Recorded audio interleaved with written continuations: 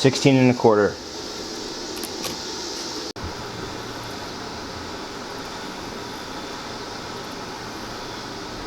Okay, that was hard. I spent way too much time forging these out. They're not even close to being alike. But they have the same outside dimension, and they will have to do. This fancy jig that I made didn't really help all that much. I'm going to need a lot more practice using this. I ended up, and I'll show a little bit in the video, but I ended up just doing it by hand and doing it by eye. I did one and then did my best to forge the next one to look alike. But again, they're similar, handmade with love. But let's see how they look inside the brackets.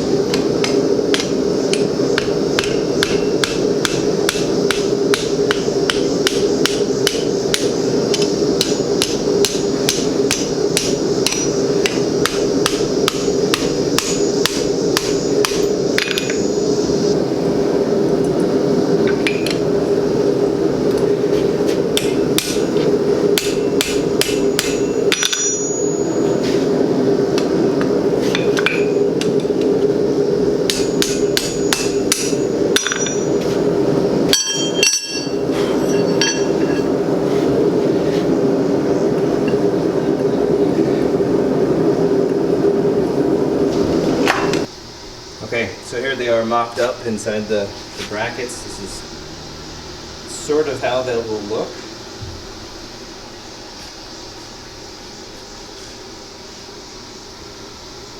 And I've decided that where they're making contact with these brackets, I'm going to drill through and do a spot weld from behind where you won't be able to see it. So it'll be a fastenless, you won't be able to see the fastener. Should look good. I don't know how to do rivets in this application. The scrolls are probably a little too tight for that. But here we go. Sneak peek into how it's going to look.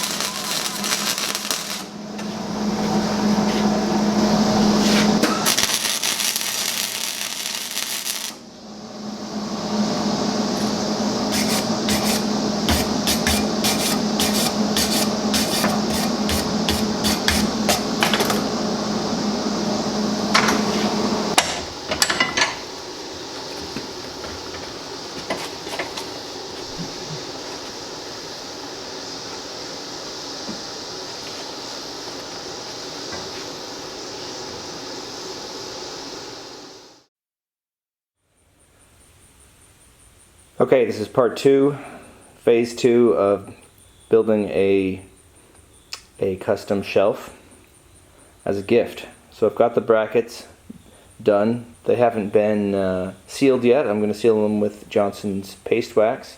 There's one, there's the other. Somewhat similar. Dimensions are the same.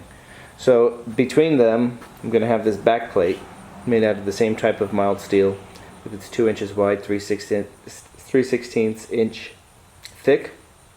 I'm going to chamfer the edges like I did with the brackets. And then in between these brackets I'm going to have 4 hooks. So today I'm going to do the back plate. I'm going to forge out 4 simple hooks that I'll be able to rivet to the back plate, and that's work for today. Okay, so here's a glimpse of what I'm thinking the shelf is going to look like. So I've laid it out.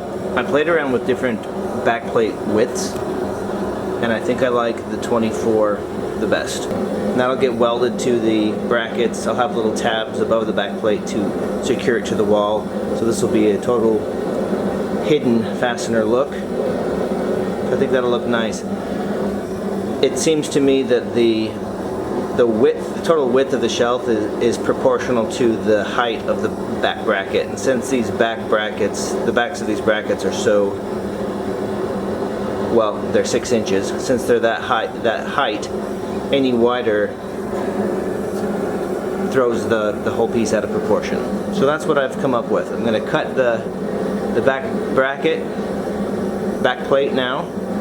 Not back bracket. I'm going to cut the back plate now and get it in the forge. Get moving. It's going to be a hot day, 100 plus.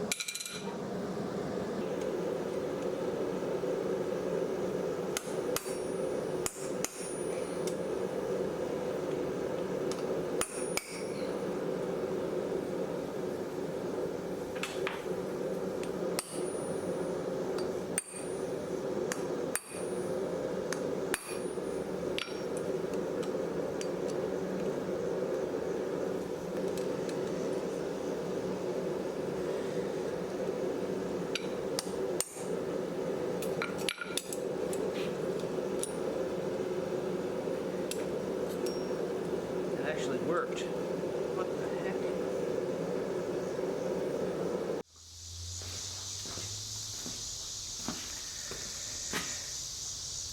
Okay, so here are the 4 hooks that I made. I stepped them all down right here to when I mount them to the back plate. They'll all be relatively the same. Huh.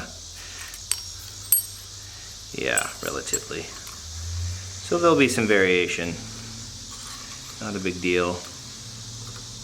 I ran out of propane. Let me grab that.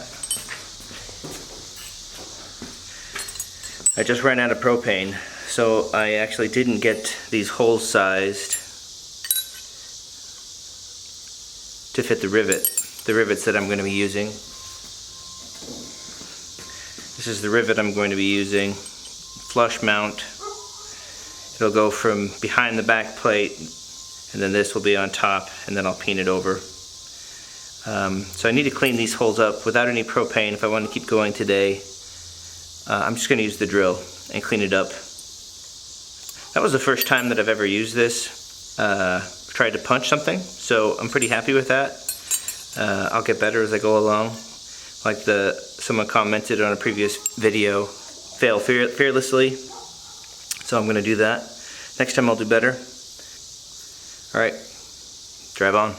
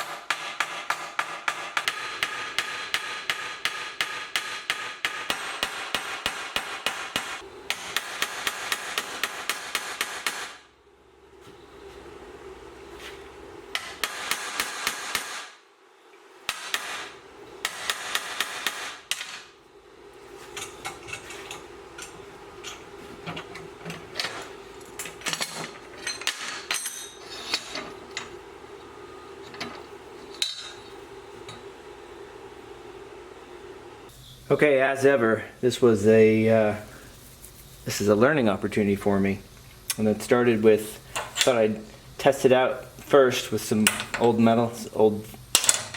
vice jaws that I had, and I peened this over. First time I've ever done it. Wasn't too bad, so I went right at it. I started here, and I ended here. This one I didn't do well. It went in crooked. It tightened with this hook away from the bracket, and I had to hack it off with a hacksaw and do it over. So this was number 3 rivet in my life. I peened that over, and it split. It split here and here. So doing something wrong there. Then I did this one. This was the next one. This split as well, but I started learning. I started learning what both sides of the hammer can be used for, at least when a left-hander is doing it. This one went a lot better. I used the flat part of the hammer to really set the rivet down, widen it out, warm it up, and it locked this hook to the metal nicely, and then I peened it over. And then lastly, this one went like a champ. I did the same process, used the flat of the hammer, really got it set and warm, flipped it over, used the ball to peen it into a nice round whatever that matches the shape of this hook well. So I'm very pleased. Drive on. Okay, for the sake of brevity, I went ahead and heated the brackets, the back plate, the hooks, gave them a good once or twice over with a wire brush, and then treated them with Johnson's paste wax. I also Grab this spare piece of 3/16 by 1 inch flat bar.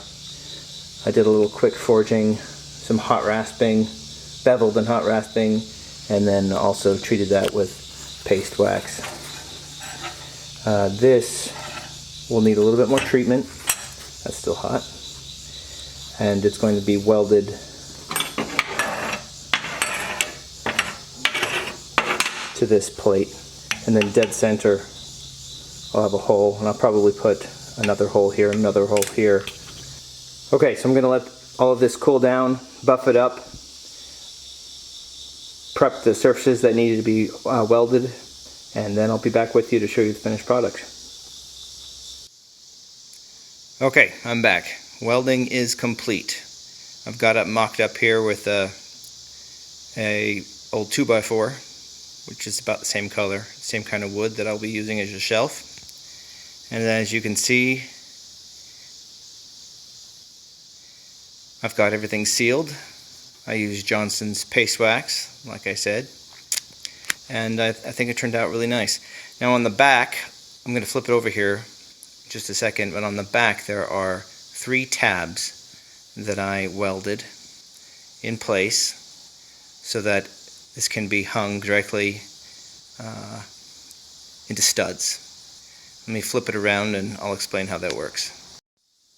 Okay, rather than flip it around, I can just take the 2x4 off. Okay, so here we go. We've got the 3 tabs, one large one in the middle, and 3. And what you'll notice, again, the backplate is 24 inches wide. In this application, we're going to fasten it directly into the stud from this center hole.